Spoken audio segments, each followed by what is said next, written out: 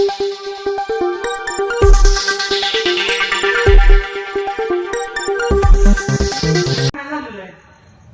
असं कुठल्या गोष्टीतून झाला की पहिल्यांदा ज्यावेळेस रस्त्याचं काम चालू होतं त्यावेळेस पोलीस काम चालू होतं त्यावेळेस मला सचिन अभंग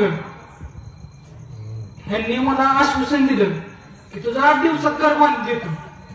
तिथून मला विश्वासात घेऊन त्यांनी विश्वासात घेऊन मला विश्वासात घेऊन एवढ्या गोष्टी केल्या की 8 दिवसात घर बांधून देतो. घर तर बांधलं नाही. तिथून टँकवरती नेलं.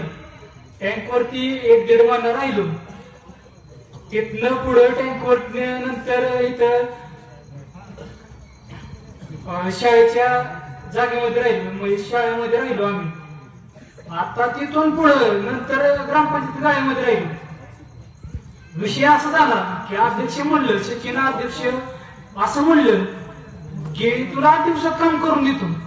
की 8 दिवसात काम करता करता आता वरची पूर्ण होत आलं की 8 दिवस पावसाळा आलाय की तुझा आताच 8 दिवसात काम करतो.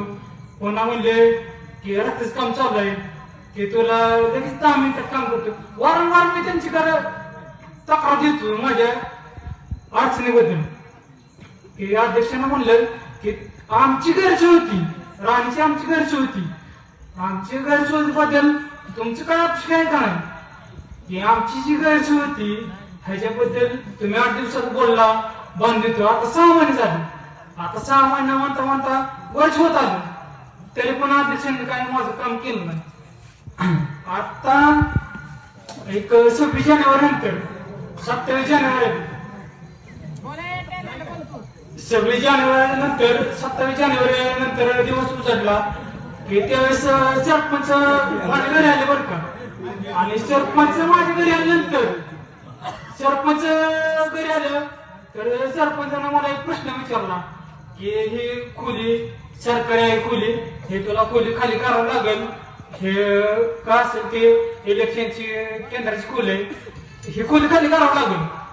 तर करतो म्हणलं खोली. आमची जी काय गैरसोय होती खोली खाली करतो म्हणलं. आमची काय गैरसोय होती ह्याच्याबद्दल आमचा काय पर्याय निवडला का नाही. तर सरपंच मला काय डायरेक्ट म्हणलं की तू काय गावचा जावा आहे का. जावाय नाही मी गावचा पण पहिला गावचा नागरिक आहे ना मी. नागरिक आहे म्हणलं तर तुमच्याकडनं जेवढी तुमच्या अधिकारानुसार तुमच्याकडनं जी प्रोसेस होती तेवढी करा म्हणलं प्रोसेस. तर म्हटलं सरपंच काय मला म्हणलं की माझ्याकडनं काय होऊ शकत नाही. मला तिथे पेट्रोलला पैसा नाही तू ती म्हणलं आम्हाला पैसा. आता बेचार पण डायरेक्ट म्हणलं देतो म्हणलं पैसे करतो म्हणलं भीक आणलं.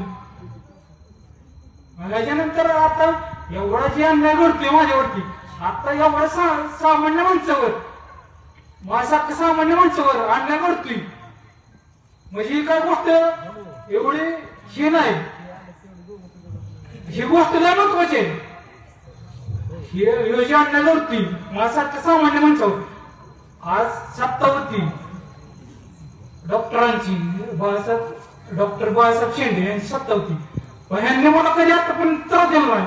एवढं 25-30 वर्ष त्रास दिला नाही. आज 3 वर्ष एवढं झालं त्रास यांनी मला द्यायला सुरुवात केलाय.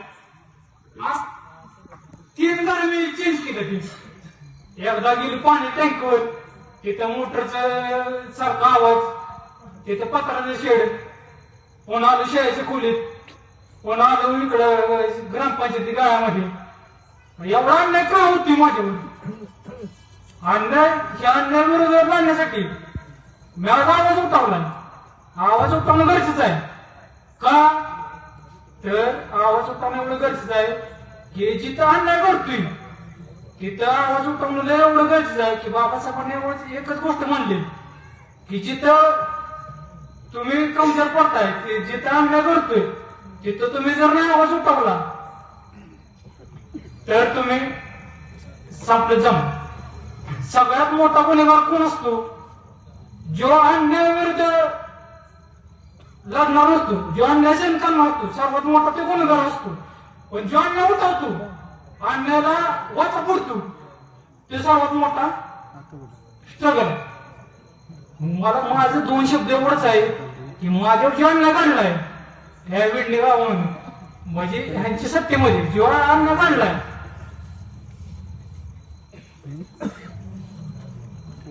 आणि